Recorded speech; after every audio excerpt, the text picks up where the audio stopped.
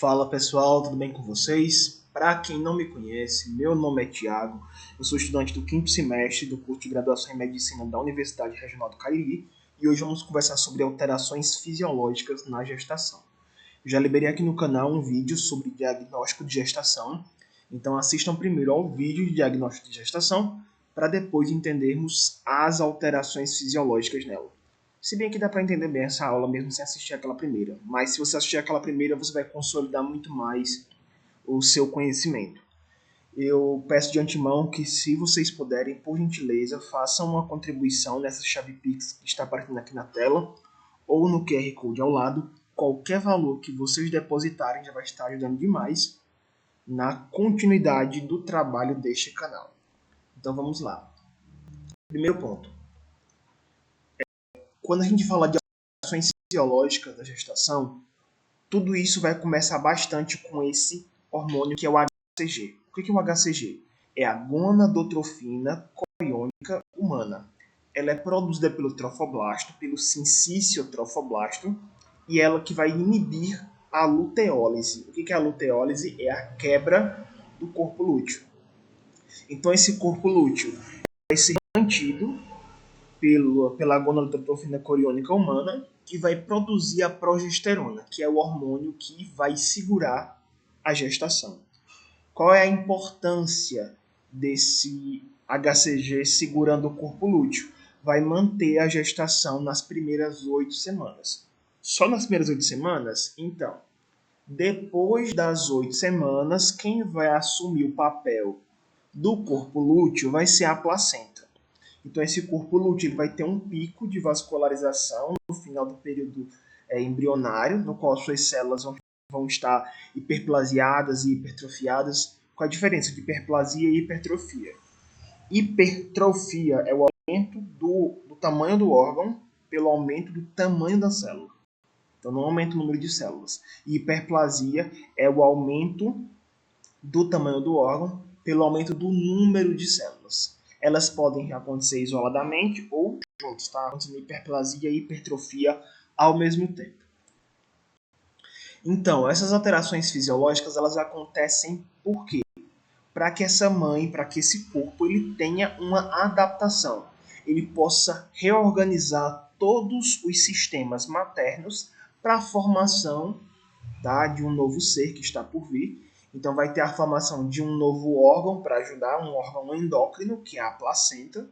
Isso para que o novo ser que será gerado, ele possa se desenvolver. Então, quais são os objetivos dessa adaptação materna? Sustentar o desenvolvimento do feto, criar reservas para a mãe e manter a gestação. E qual é a finalidade dessas alterações? Garantir o binômio materno-fetal, prevenir descompensações clínicas e permitir a antecipação de cuidados médicos. Aí vem a importância do pré-natal e até da consulta pré-concepcional, ou seja, antes de engravidar, essa mulher pode passar por uma consulta com um médico, falar que tem desejo de ser mãe e tudo mais. Por quê? Porque se ela tiver alguma comorbidade, alguma doença crônica, ela tem que primeiro estar compensada. Então, se ela tiver uma hipertensão arterial, ela tem que estar controlada. Se ela tiver diabetes, tem que estar controlado. Se ela tiver obesidade, ela tem que buscar ao máximo ter um equilíbrio, vai ficar próximo da eutrofia. E com isso, os cuidados médicos vão ser muito mais direcionados e serem orientados no tempo certo. A progesterona que a placenta vai produzir, porque lembram, as primeiras 8 semanas produz o corpo lúteo. Depois das 8 semanas, a placenta. Então, qual vai ser a função dessa progesterona? Facilitar a implantação, manter o endométrio em quiescência, tá? Aqui em repouso, estimular o crescimento das glândulas mamárias, aumentar a ventilação pulmonar e vai fazer com que a musculatura lisa ela fique mais relaxada, tá? Tanto do trato urinário, digestório, das vias biliares. Tem seus prós e tem seus contras, tá? Mas é isso que acontece com o organismo por conta da progesterona produzida pela placenta. Além disso, vai aumentar a excreção de sódio, e isso vai ter até um mecanismo compensatório com outro hormônio, que vai fazer com que haja ativação do sistema renina-angiotensina-aldosterona, para que ela não perca tanto sódio. E também essa progesterona ela vai estimular a produção de outras proteínas transportadoras hepáticas. práticas. Aí vem o estrogênio. São dois hormônios que vão estar aumentados, a progesterona e o estrogênio. A gente já viu o que a progesterona faz e o estrogênio, feto placentário. Então, ele vai aumentar o fluxo sanguíneo uteroplacentário, vai estimular também lá na hipófise a prolactina hipofisária, só que essa prolactina ela vai ser estimulada, só que durante a gestação você vai ter uma inibição da lactação. Lógico que você pode ter perda de colostro e tal, inclusive na primeira aula que eu falei sobre diagnóstico de gestação a gente viu isso, mas o objetivo é isso, é preparar já o organismo para quando essa mulher entrar em trabalho de parto e depois do puerpério ela consiga amamentar. Esses estrogênios fetoplacentários vão promover a hipertrofia e hiperplasia do endométrio, a gente já viu a diferença entre eles, tá? E toda a atividade contrátil uterina. Vão aumentar o débito cardíaco e a força de contração do coração. Vão causar retenção hídrica, que é o famoso embebição gravídica, então ela vai ter mais acúmulo de líquidos no seu corpo. E vão ativar o sistema renina-angiotensina-aldosterona, tá? Para reter sódio, já que a progesterona vai excretar esse sódio. Então, resumo clássico, o HCG mantém o corpo lúteo, tá? Vai produzir a progesterona no início da gestação. A plácenta depois vai assumir essa função depois de 8 semanas. Essa progesterona é o hormônio que mantém a gestação. Os estrogênios vão ajudar no crescimento e adaptação maternas. E as alterações elas servem para adaptar o organismo para sustentar o feto. Quais vão ser as alterações no sangue, tá? Alterações hematológicas na gestação. Primeiro ponto, em relação à volemia, que é a capacidade de sangue na corrente sanguínea. Você vai ter um aumento da volemia total. Para quê? Para que você tenha mais perfusão uteroplacentária e você consiga prevenir complicações no parto. Se essa gestante sofrer uma hemorragia pós-parto, se ela tiver pouco sangue, se a volemia dela estiver baixa, ela pode correr risco de vida muito mais do que se ela tivesse uma volemia maior. Então, o aumento da volemia é para isso. E ela pode variar, lógico, de acordo com o grau de invasão desse trofoblasto, também de acordo com o tipo de gestação. Por exemplo, se essa gestante estiver grávida de gêmeos, trigêmeos e tal, quanto mais fetos ela tiver, mais líquidos ela vai ter, porque ela vai ter mais risco gestacional. Então o organismo dela já se prepara para isso. E também se ela tiver uma insuficiência placentária, ela também vai ter menos volemia. Então isso vai muito das características individuais da gestante. Além da quantidade de plasma, tá, de volume sanguíneo, você também vai ter um aumento da massa dos eritrócitos. Então vai aumentar o tamanho da massa dessas hemácias, desses eritrócitos, porque ela vai ter mais demanda de oxigênio. Aumenta o volume plasmático mais que as hemácias. Então se aumenta mais plasma do que hemácia, tá vendo que essas hemácias vão ficar diluídas? Então você vai ter uma hemodiluição, só que é uma hemodiluição fisiológica, por isso que a gente chama de anemia fisiológica da gestação, que é uma anemia dilucional. Então é importante a gente saber que esses valores, tanto da hemoglobina quanto do hematócrito, eles são menores que da população geral. Em relação ao ferro, tá? Você vai ter mais necessidade de ferro, então esse ferro ele é mais consumido na gestante, principalmente em gestações múltiplas, e se ela não suplementar, todas vão ter anemia. Então é mandatório, de acordo com o Ministério da Saúde, e também de acordo com a Febrasgo e demais associações médicas de ginecologia e obstetrícia, que elas suplementem ferro, tá? Em relação às células de defesa, ela tem uma leucocitose fisiológica de até 14 mil leucócitos por milímetros cúbicos, que quando for lá no puerpério pode chegar até quase 30 mil. Ela vai ter predomínio de polimorfo nucleares sem desvio à esquerda, porém, mesmo ela tendo muitos leucócitos, eles vão estar trabalhando menos. Então você vai ter menos quimiotaxia, menos leucócitos não trabalhando como deveriam. Essa gestante vai ter mais risco de infecções, tá? De pielonefrite, pneumonia. E essa imunidade vai estar diminuída tanto a nível celular quanto de anticorpos, tá? A nível humoral. Essa gestante ela está com outro ser no corpo dela. Ela está com um ser que, apesar de ser da mesma espécie, tem um DNA diferente, o DNA da mãe e do pai. Não é um DNA só da mãe. É como se tivesse um haloenxerto. O que é um haloenxerto? É quando você tem um transplante de um material que tem DNA da mesma espécie, mas não é o mesmo DNA do indivíduo. Então, aquele ser que está no corpo dela é um haloenxerto. Então, para ela não rejeitar esse haloenxerto, ela tem que ter uma menor imunidade celular e humoral, o que faz ela ficar propícia a infecções. Porém, nas gestantes que têm doenças autoimunes, como lúpus, artrite reumatoide e tudo mais, por serem doenças autoimunes e essa imunidade cair, essa imunidade vai atacar menos a mãe. Então ela vai ter redução dos sintomas das doenças autoimunes. Então é muito comum você ver gestantes que têm artrite reumatoide e ela, entre aspas, melhora durante a gestação. Melhora dos sintomas. Depois que ela tiver o trabalho de parto, aí volta ao normal. Porque ela não vai ter mais o halo enxerto, então o sistema imunológico dela volta a ser como era antes. Essa gestante ela pode ter uma plaquetopenia fisiológica, isso tanto por conta da hemodiluição, por conta do consumo no leito útero-placentário, aumento do tromboxano A2, tá, que é um agregante plaquetário. Então, o valor de referência para eu suspeitar de uma plaquetopenia patológica é quando está um valor menor que 100 mil e não um valor menor que 150 mil. Se bem que tem controvérsia, tá? Na obstetrícia nunca é 100%, mas a maioria das referências trazem que é menos de 100 mil para eu começar a suspeitar de alguma patologia. Em relação ao estado de hipercoagulabilidade, quando a mulher está gestante, ela vive um estado protrombótico que é fisiológico. Então vão aumentar vários fatores de coagulação, o 7, o 8, o 9, o de von Willebrand, o fibrinogênio, o bedímero, e alguns outros que eram estabilizadores de fibrina, como proteína S, fatores 9, 13, vão estar diminuídos, vão estar mais reduzidos, ela vai ter uma resistência à proteína C ativada, e tudo isso vai contribuir para um estado de hipercoagulabilidade. Pode pensar, mas por que o organismo dela geraria um estado que pode gerar mais trombos para ela, para proteger ela contra hemorragias? Porque se ela sangrar, esse sangue vai sofrer essas coagulações e impedir que aconteça em grande escala. Então o objetivo é o quê? Proteger contra hemorragia no parto. E quais são os riscos? Riscos de eventos tromboembólicos, lógico.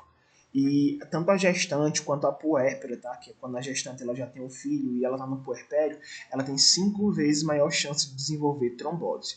Sabendo disso, você como profissional de saúde pode fazer o quê? Estimular ela a precocemente. Não é porque ela pariu que ela fica só deitada. Ela pode deambular, ela pode caminhar. Isso você vai reduzir o risco de quê? De TVP, que é a trombose venosa profunda. Os objetivos dessas alterações, tá? Agora a gente falando de alterações cardiovasculares. Priorizar o fluxo sanguíneo para esses 4 órgãos: útero, rins, mama e pele. Oxe, pele não é tecido? Não, pele é um órgão, tá? A pele é o maior órgão do corpo humano. Então você vai ver que essa gestante ela vai estar com maior volume sistólico, maior volume sanguíneo por conta da hipervolemia, ela vai estar com muito líquido no corpo dela, vai aumentar a frequência cardíaca e, consequentemente, o débito cardíaco dela vai aumentar de 30% a 50%. Essa evolução ela vai acontecer a partir da quinta semana e o pico até 24. Pode chegar no máximo durante o puerpério imediato. Os motivos, tá, no puerpério acontecem por conta das contrações uterinas e reabsorção do edema. Como ela tinha muito líquido no espaço extracelular, esse líquido vai voltar para a corrente sanguínea, então vai aumentar o volume de líquidos no corpo dela e por isso você vai ter um maior débito cardíaco. Por isso que pode acontecer tal coisa. Eu vou pensar, mas isso não vai gerar problemas para a mãe? Se forem gestantes sem problemas, elas vão tolerar bem. Mas aquelas com comorbidades, como hipertensão arterial crônica, que é como a gente chama de hipertensão na gestação antes das 20 semanas, pacientes com cardiopatia ou hipertiroidismo, ela vai ter mais risco de descompensação e de mortalidade materna. Outro ponto, essa gestante é vasodilatada por aumento de prostaciclinas, óxido nítrico e pela ação da própria progesterona. E detalhe, essa vasodilatação ela é refratária a angiotensina 2, a colaminas. Por esse motivo, pessoal, você observa que a gestante ela tem uma menor pressão arterial. Porque a pressão arterial é o quê? O débito cardíaco vezes a resistência vascular periférica. Por mais que você tenha um débito cardíaco aumentado, a resistência vascular periférica ela vai cair tanto que você vai diminuir a pressão arterial como um todo, essa gestante. É mais evidente a diminuição na pressão diastólica do que na sistólica. Então a queda na pressão sistólica é mais discreta do que na diastólica. A não ser que essa gestante tenha hipertensão gestacional ou pré-eclâmpsia. Em relação às veias, tá? As alterações venosas por efeito mecânico, o útero vai estar comprimindo os vasos pélvicos. Consequentemente, você vai aumentar a pressão nessas veias, principalmente dos membros inferiores, que vai gerar edema, varizes, hemorroidas. E essa gestante ela pode ter a chamada síndrome da hipotensão supina, que acontece quando ela deita com a barriga para cima, tá? Que é decúbito dorsal. Então, você vai ter uma compressão dessa veia cava inferior, que vai diminuir o retorno venoso, diminuir a pré-carga, e assim ela vai ter menos batimentos cardíacos e a pressão cai. Quais são os sintomas que ela pode ter? Desde o mal-estar, uma sensação que vai desmaiar, que é o quase desmaio, a lipotimia, e também o reflexo vagal.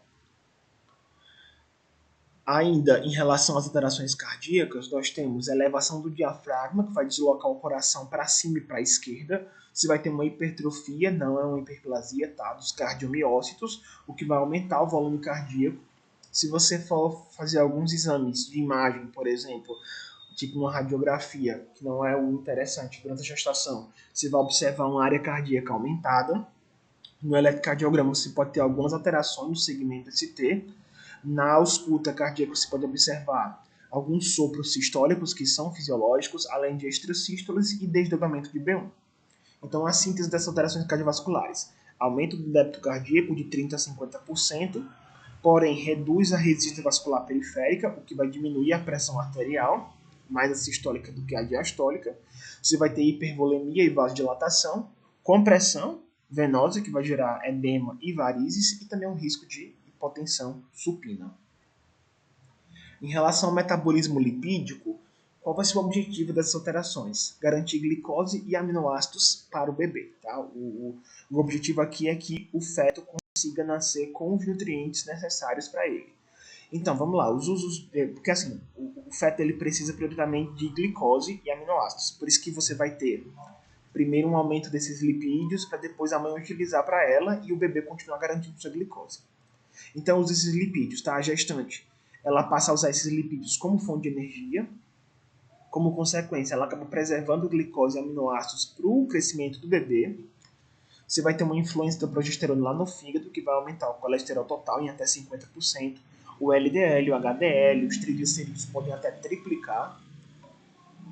Então, nós temos algumas fases, a primeira e a segunda metade da gestação. Na primeira metade da gestação, você vai ter uma diminuição dos ácidos graxos que estavam na corrente sanguínea e uma diminuição do glicerol. Por quê? Porque eles vão ser armazenados na forma de gordura, tá? Vai ter uma lipogênese. O que acontece é que esse acúmulo de gordura é onde? Na região abdominal. Isso na primeira metade. Na segunda metade, essa gordura que foi armazenada ela vai ser quebrada, você vai ter uma lipólise. E você vai ter então a liberação da corrente sanguínea de ácidos graxos e glicerol para que a mãe possa usar para ela mesma e o feto ter a glicose que estava na corrente sanguínea para ele. Por isso que você vê que quando a gestação na primeira fase, ela pode ter muitas crises hipoglicêmicas. Por isso que ela anda sempre com alguma coisinha doce com ela, porque se ela sentir tontura ou algo do tipo, ela vai ter uma fonte de carboidratos rápida. Então, um resumozinho rápido dessa metabolismo dos lipídios é que a gravidez é um estado hiperlipidêmico, só que normal, é fisiológico. Na primeira gestação, essa mãe vai armazenar gordura, e na segunda metade ela vai utilizar. Para quê? Para poupar glicose para o bebê. Então, esse metabolismo dos lipídios é tudo para quê? Para que a mãe deixe glicose suficiente para o bebê utilizar. E agora o metabolismo dessa glicose, tá? Desses glicídios, desses carboidratos. Sabemos que a gestação ela é um estado de resistência insulínica. Vamos descobrir por quê.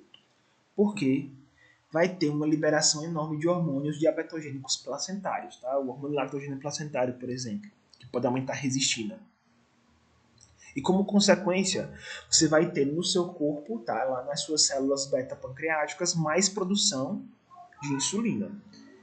Só que é o seguinte, tá? Essa insulina, ela, por estar muito aumentada, o corpo começa a resistir a ela. Então você vai ter resistência à insulina, que vai tender a você ter hiperglicemia, porque a insulina, ela teoricamente pegava aquela glicose que estava na corrente sanguínea e colocava dentro das células. Se essa insulina não está funcionando, essa glicose que estava na corrente sanguínea vai continuar na corrente sanguínea, e isso é muito perigoso na gestação.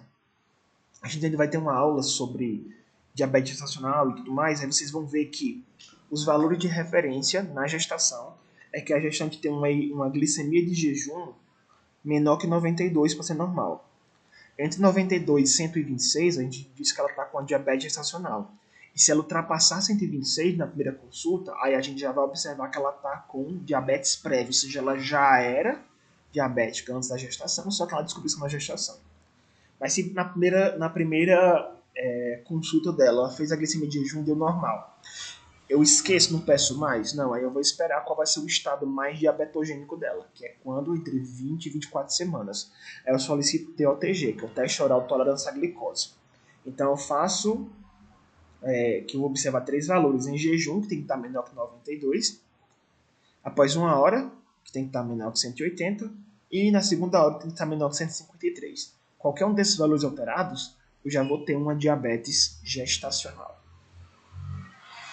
Então, ainda sobre esses mecanismos glicídicos ou de carboidrato na gestação, nós temos que a primeira metade, que até 24 semanas, é uma fase anabólica materna, com a ação dos hormônios estrogênio e progesterona. Você vai ter um armazenamento de energia na forma de gordura, de glicogênio hepático. Glicogênio nada mais é do que muita glicose junta.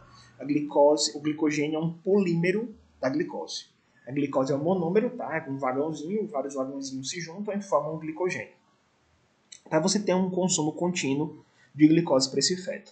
Consequentemente, na primeira metade, a glicemia vai estar baixa, tá? A glicemia basal, e essa gestante ela pode ter muita hipoglicemia de jejum, principalmente quando ela está com jejum prolongado. Por isso que ela tem que sempre dar com alguma coisa doce perto dela, principalmente na primeira metade, porque se ela passar mal, ela tem que ter alguma fonte de carboidrato rápida. A segunda metade ela já é catabólica para a mãe e anabólica para o feto, por conta dos hormônios, lactogênio placentário, do cortisol, que vai estar aumentado até 3 vezes no terceiro trimestre. Então vai estar acontecendo no corpo dela maior neoglicogênese, tá? Que é a produção de glicose por fontes que não são de carboidratos, não são de glicídios, como aminoácidos, lactato, glicerol. Ela vai ter maior lipólise, que a gente conversou na parte de alterações dos lipídios, né? E também ela vai, por conta disso, vai ter mais ácidos graxos circulantes. Como ela vai ter muitos ácidos graxos circulantes, vai ter muita glicose circulante, ela vai ter maior produção de insulina, e essa insulina em grande quantidade acaba fazendo com que o corpo desenvolva uma resistência, tá? Então, é um estado mais de resistência à insulina. Você tem hiperglicemia pós-prandial e o hiperinsulinismo compensatório, ou seja, o corpo, vendo que tem muita glicose na corrente sanguínea, passa a produzir muita insulina. E quando não compensa, pessoal, aí tem diabetes gestacional. Ou ela gera diabetes prévia. No final da gestação, tende a se estabilizar aquilo. A gente já começou sobre o TOTG, né? Que você faz essa glicose com 75 gramas entre 20 e 24, tá, pessoal? Entre 24 e 28. Corrigindo aqui, tá? Entre 24 e 28 anos, a fase mais diabetogênica dessa mulher. E eu só faço TOTG se a primeira glicemia for normal, tá? Glicemia de jejum. E ainda existe, pessoal, uma regra que é aceita pelo Brasil, que é se ela tiver entre 24 e 28 semanas e não tiver condições, nenhum município tem condições de fazer o TOTG, ela pode repetir a glicemia de jejum. Só que você só consegue diagnosticar em até 66% das gestantes que têm diabetes gestacional fazendo isso. Então, por isso que o padrão ouro é o TOTG. Então, um resumozinho rápido, na primeira metade é uma fase anabólica de armazenamento, ela vai ter muitas crises de hipoglicemia, e por isso ela tem que estar sempre com uma coisinha doce perto dela para se ela precisar. E na segunda metade é uma fase mais catabólica e é uma fase de resistência insulínica e hiperglicemia. Hiperglicêmica, e por ser hiperglicêmica, o corpo tenta fazer um hiperinsulinismo compensatório e que pode sim gerar resistência por conta disso. Alterações respiratórias, você vai ter uma maior demanda de oxigênio, entre 15% e 20%, decorrente de várias reações hormonais, efeito mecânico do útero. O diafragma pode se elevar em até 4 centímetros. A caixa torácica você vai ter um relaxamento daqueles ligamentos costais e um aumento desse diâmetro torácico em até 6 centímetros. O padrão respiratório você vai ver que tem uma expiração mais completa, um maior ar inspirado, que você vai ter uma hiperventilação fisiológica. Tá? E pode até acontecer uma alcalose respiratória. Os volumes pulmonares você vai ter um maior volume corrente de ar inspirado e expirado e um menor volume residual. Aquele que está residual ela consegue colocar mais para fora. A frequência respiratória, teoricamente, não se altera. O volume minuto aumenta, tá? Ou seja, um maior volume corrente em relação à frequência. E você vai ter algumas alterações gasométricas. Por quê? Se ela vai estar expirando, mas está colocando mais CO2 para fora. Se ela coloca mais CO2 para fora, a PaCO2, que é a pressão parcial de gás carbônico, diminui, o que pode acontecer uma alcalose respiratória leve. E por conta dessa alcalose respiratória, os rins tentam compensar como? Colocando o que é alcalino para fora, que é o bicarbonato. Então os rins respondem diminuindo o bicarbonato. Você vai ter também uma dispneia fisiológica, que é muito comum por conta da ação da progesterona lá no centro respiratório. Então, aquela percepção de hiperventilação faz ela ter uma dificuldadezinha de respirar. Mas isso aí não é preocupante tanto assim. Então, um resumo rápido sobre as alterações respiratórias na gravidez. Você vai ter uma hiperventilação fisiológica, com aumento do volume corrente, diminuição da pressão parcial de gás carbônico, o que pode causar uma alcalose respiratória leve. Vai ter uma compensação renal, diminuindo o bicarbonato, e uma dispneia fisiológica comum. O sistema digestório, tá? Essa gestante ela vai ter aumento da sede e do apetite, tanto relacionado à leptina quanto a alterações do ADH. Aí você pode pensar, o que é essa leptina? O ADH é um hormônio antidiurético que muita gente já conhece. Mas a leptina, tá, pessoal? A leptina é um hormônio que está ligado à saciedade. Ela é produzida pelo nosso tecido adiposo, que é o tecido de gordura, quando você se alimenta, já para você evitar comer muito. E também é produzido pela placenta. Só que na gestação, os níveis de leptina estão aumentados. Estão aumentados por que essa gestante tem muita fome? Porque você vai ter uma resistência à leptina. Então o cérebro não entende que essa gestante não está mais com fome. É porque ela comeu demais. Então ela, mesmo assim, continua tendo vontade de comer, tendo essa hiperfagia. Porque o cérebro não responde adequadamente ao sinal de saciedade da leptina. Você também tem alterações anatômicas, tá? O crescimento do útero acaba deslocando o estômago, o intestino. O efeito hormônio da progesterona diminui o tônus do esfíncter esofágico inferior, que faz aquela gestante ter muito refluxo, queimação, azia. Diminui o peristaltismo gástrico, diminui o esvaziamento gástrico, o trânsito intestinal fica mais lento. E com isso, essa gestante, já falei, né? Pirose, que é azia, refluxo e sensação de empachamento, tá sempre cheia.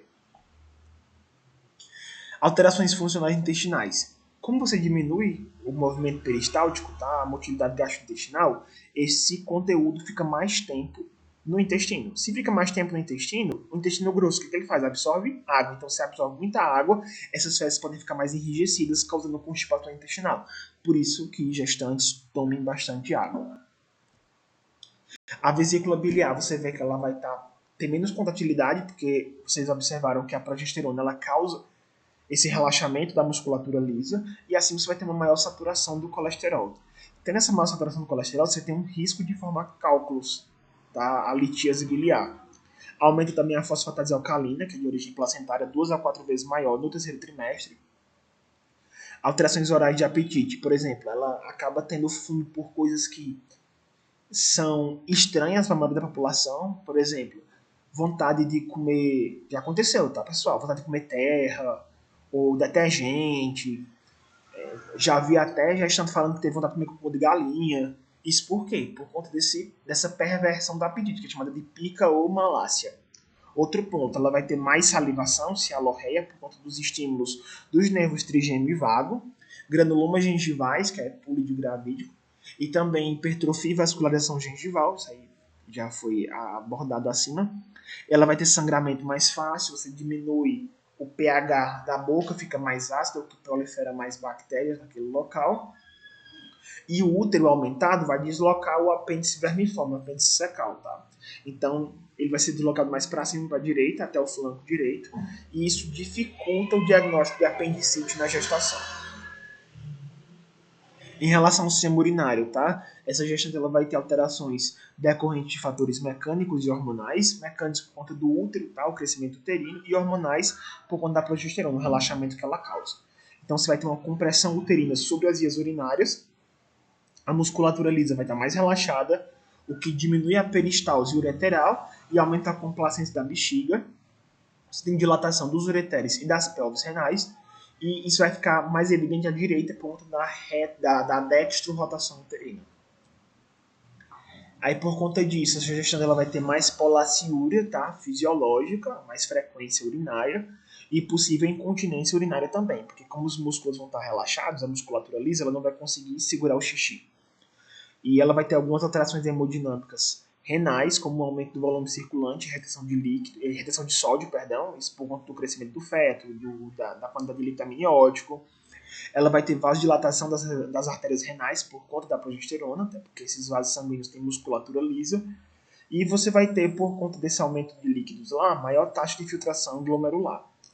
Aí, para compensar, pessoal, essa perda de sódio, o organismo, os rins vão produzir mais renina e vão atuar no sistema renina, angiotensina, aldosterona, tá? Para compensar a maior excreção de sódio, para fazer com que você tenha mais reabsorção desse sódio nos túbulos renais. Esse aumento da taxa de filtração glomerular acontece elevando-se de 40% a 50%. Você vai ter uma leve perda fisiológica de substâncias como proteínas, glicose, ureia, creatinina.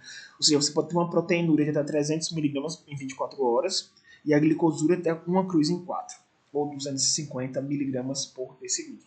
Passou de 300, aí você é suspeito de outras coisas, tá? Você vai investigar pré-eclâmpsia e tantas outras coisas. O volume urinário, tá? Você observa que a frequência miccional vai estar aumentada, tá? Às vezes que ela vai fazer xixi, só que o volume urinário em si não aumenta. Motivo: até 80% do filtrado vai ser reabsorvido lá nos túbulos proximais, por conta da ação da aldosterona e do hormônio antidiurético. E não existe, tá? Não há um aumento no número de glomérulos. É a mesma quantidade de glomérulos de antes, é a mesma quantidade de glomérulos que ela tem quando está gestante. Em relação ao dia a dia médico, tá? Você quando solicita o EAS, que é o exame de EAS, que é o sumário de urina que vocês conhecem. Vocês vão observar que também junto ao EAS vocês vão solicitar uma urocultura. E se você tiver bacteriúria, mesmo que ela não tenha sintomas, mas cresceu acima de 100 mil unidades formadoras de colônia por ml, vocês têm que entrar com tratamento medicamentoso. Tá? Então eu prescrevo sim antibiótico para essa gestante que está com uma urocultura positiva, por quê? Por maior risco de parto prematuro. Quais são, pessoal, os antibióticos que geralmente a gente prescreve para a gestante? Pode ser desde uma cefalosporina de primeira geração, como é o caso aquela que tem no posto, a cefalexina. Só que muitos professores já falam que a resistência dos antibióticos, a resistência antimicrobiana está tão elevada que a cefalexina não está mais dando muito jeito. Então pode prescrever uma nitrofurantoína ou até uma fosfomicina, tá? Que é bem melhor. E você prescreve apenas uma vez, 3 gramas para ela tomar à noite. Então o EAS, para você observar as características gerais da urina, tá? O EAS, como a sumário de urina, é elementos anormais e sedimentoscopia, que em alguns lugares pode ser chamado de urina tipo 1. Então, esses três nomes é a mesma coisa. Urina tipo 1, EAS ou sumário de urina. E a urocultura é para você observar o crescimento de bactérias por lá. Sempre tratar a bacteriúria assintomática, tá? Quando tiver acima de 100 mil unidades formadoras de colônia. Você vai ter alterações também no sistema osteoarticular, por conta do acúmulo de líquido nessas articulações. E você vai ter uma influência dos hormônios, que é o estrogênio e a progesterona. Como consequência, pelo aumento de líquidos, você vai ter frouxidão ligamentar, aumento da elasticidade das articulações e adaptação da pelve para o parto. Tá? Então, a pelve você vai ver que tem uma mobilidade maior dessas articulações e uma abertura dos ossos púbicos em até 2%. Como consequência, você observa que a gestante ela vai ter até uma mudança na postura dela e na deambulação. Porque, por exemplo, o centro de gravidade está aqui na barriga dela, vai ficar mais para frente, então ela tem uma hiperlordose fisiológica e, consequentemente, ela vai ter também uma hipercifose fisiológica, porque ela vai tentar puxar para trás. Então, ela fica com aquela marcha que ela coloca até os pés mais afastados e é um andado tipo de ganso, que o pessoal chama, mas cientificamente a gente chama de marcha anserina. Então você vai ter um crescimento do abdômen das mamas, ela vai ter hipercifose e hiperlordose compensatórias, alterações na marcha, eu tinha falado para vocês, né, porque vai aumentar a base de sustentação, os pés ficam afastados, passos mais lentos e curtos, que é a típica marcha anserina, que é um andado de ganso. Nós também temos repercussões neuromusculares, você vai ter uma alteração dessa coluna vertebral, com possível compressão de raiz nervosa, seja ulnar ou mediana, que vai causar dor, e aquelas dormências que são parestesias nas extremidades das mãos e dos pés. Você vai ter também a utilização de grupos musculares que ela não estava muito habitual em utilizar, e por isso ela vai ter dor na região lombar, que é a lombalgia, que é super comum na gestação. Em relação ao sistema endócrino, você vai ter várias alterações hormonais, até porque a gente falou de alteração endócrina desde o começo, quando eu cito progesterona e estrogênio. Um destaque é que a placenta ela vai atuar como um órgão importante. A placenta é um órgão endócrino. Então, a hipófise, você vai ter um aumento de tamanho, de peso e de volume. Você vai ter por conta da hiperplasia, que é o aumento do número, o aumento desse tamanho por conta do aumento do número de células. Então, a hipertrofia dos lactotrofos, lá da hipófise anterior, que é a adenopófise, só que isso não gera efeitos clínicos significativos. Então, você vai, por conta dessa hipertrofia, hiperplasia dos lactotrofos, aumentar a produção de prolactina durante a gestação, para preparar esse gestante para a lactação. É por esse motivo, se eu sei que a prolactina vai estar aumentada, para que eu vou dosar a prolactina? Não vou solicitar a prolactina para a gestante, que eu vou assustar ela. Se ela sabe que está elevada, não vai solicitar. E também você vai ter algumas alterações tireoidianas, porque você vai ter uma diminuição desse iodo sérico por conta do aumento da taxa de filtração glomerular, que vai excretar mais. Você vai ter um estímulo da tireoide pela gonadotrofina coriônica humana, então você vai ter um aumento da globulina carreadora de hormônios tireoidianos, que é o TBG, devido ao estrogênio. Esse aumento da TBG, pessoal, vai fazer com que você tenha uma menor metabolização hepática e um aumento da produção de T3 e T4, tá? Então é um mecanismo compensatório. Estava com hipotireoidismo, então vou tentar compensar isso. E esse T3 e T4 elevado, na primeira metade da gestação, ela vai aumentar mais por volta de 20 semanas e vai ter uma posterior normalização, que você pode até interpretar como hipertireoidismo subclínico fisiológico, mas nada mais é do que uma compensação ao hipotireoidismo que estava acontecendo. Em relação ao cálcio, tá? O feto ele vai consumir cerca de 300 mg de cálcio por dia a partir do terceiro trimestre. Você vai ter maior excreção urinária de cálcio por conta do aumento da taxa de filtração glomerular e, consequentemente, você tem menos cálcio total, tá? Não o cálcio iônico, o cálcio total. E por conta disso, você tem as indicações para suplementar cálcio. Quem já vai entrar nisso, tá? Eu sei, tem muita polêmica, eu vou entrar já nisso. Mas, geralmente, o que é unânime que eu tenho que suplementar cálcio? Gestação gemelar, adolescência, doenças desabsortivas, intervalo curto entre os partos, baixa ingestão de cálcio, uso de heparina e doenças hipertensivas. Aí vamos aqui. O Ministério da Saúde ainda recomenda a suplementação universal de cálcio. Ou seja, qualquer gestante, a partir de 12 semanas, vai usar cálcio. Para prevenir pré-eclâmpsia e também porque o brasileiro tem normalmente uma ingestão baixa de cálcio. Então você prescreve no posto de saúde, tem o famoso Dolotrate, tá? Que tem 600 miligramas de cálcio com 400 unidades internacionais de vitamina D. Então você passa 2 comprimidos porque fica 1.200 miligramas.